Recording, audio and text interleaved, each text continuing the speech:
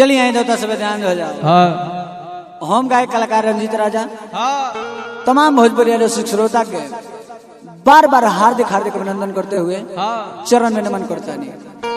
आज फिर से ही दिया म्यूजिक हमारे बड़का भैया फूना भैया की तरफ से सौजन्य से ई भोजपुरिया धरोहर में गीत संगीत के माध्यम से दौड़ा समन के सेवा करे जा रहा बन जा। आई हमनी के मिलजुल के भोजपुरी के आगे बढ़ावे जाओ। जय भोजपुरी, जय भोजपुरिया समाज। बात तो ही बेरा के बाबा बुआ कौना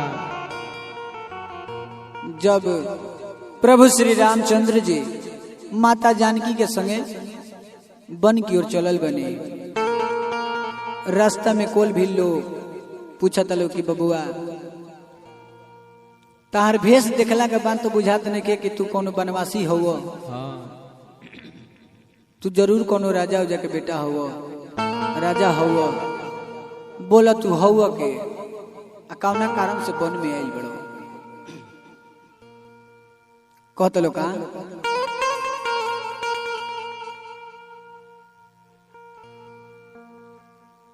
की हो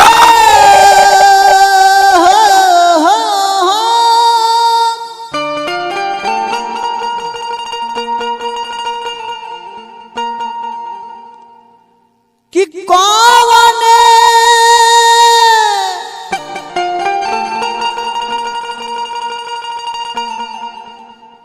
करनवा बबुआ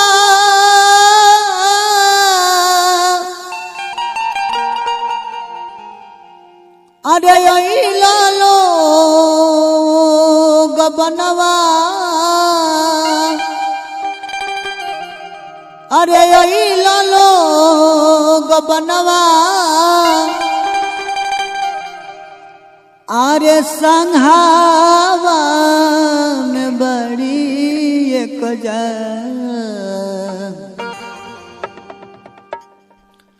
अरे संघावा में बड़ी एक ननवा हो राम आरे संघावा में बड़ी एक ननवा हो राम आरे संघावा में बड़ी एक ननवा हो राम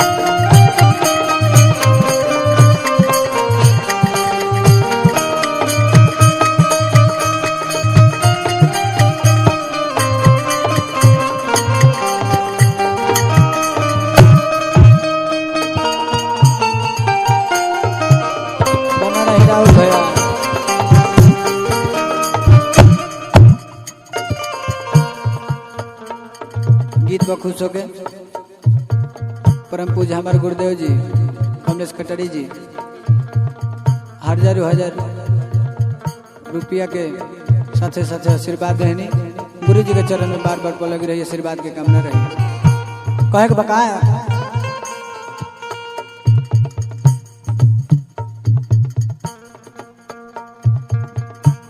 माई बाप कोई सन हो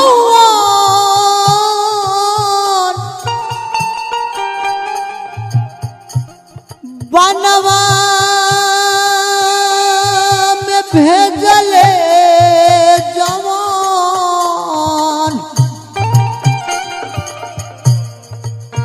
कहत लोग कि कैसन तार माई बाप वालो इतना सुंदर सुंदर होके कोमल कोमल शरीर लेके तार लोग वन में बनवासी का जीवन बिताओ तार लोग। माई बाप तोहर माई बाप तोहर माई बाप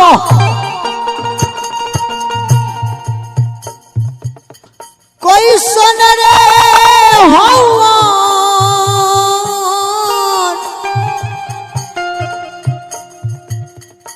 बनवा में भेजले जाबो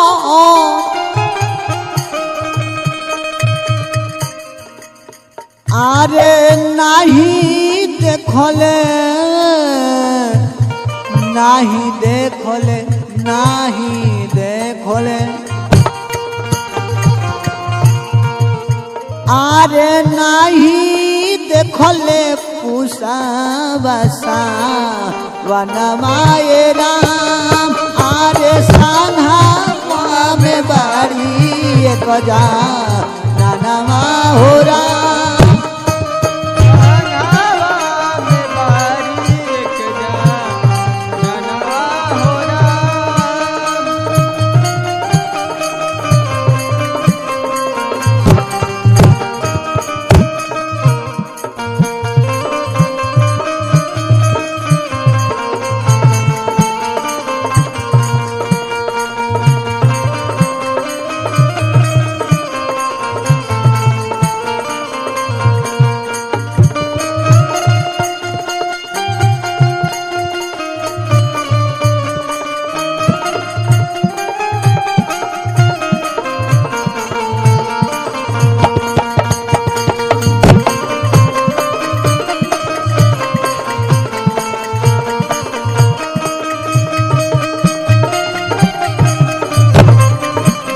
बना रही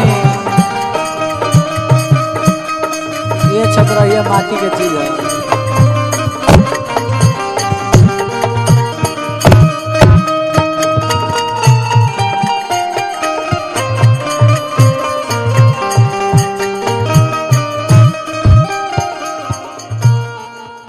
और कहत लोग का अंतिम पद में कहत लोग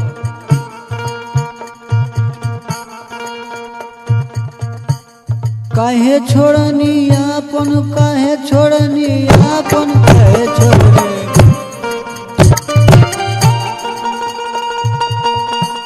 कि काहे छोड़नी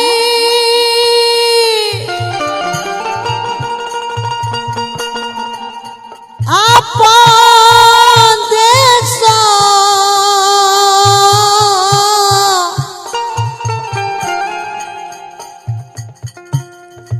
तपसी के धैनी भेसा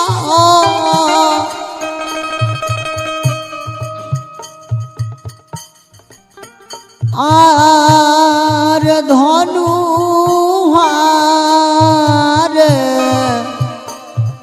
धनु धनु धनु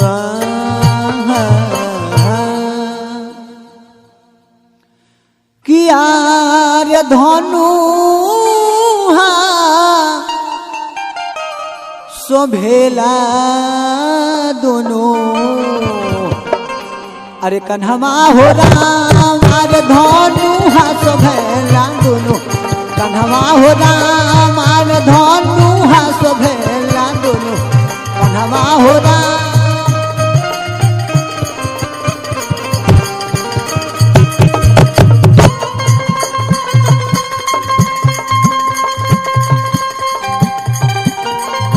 बना रही शैलेश भैया राहुल भैया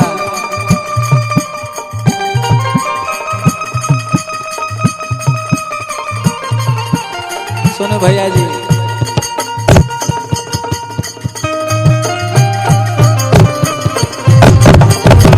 जिया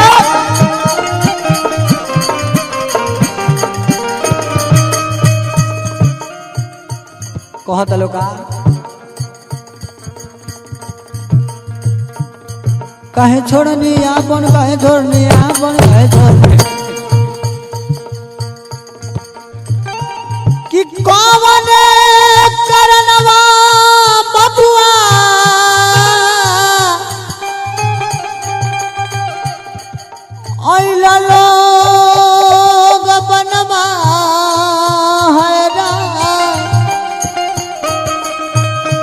हरे ललो गपनवा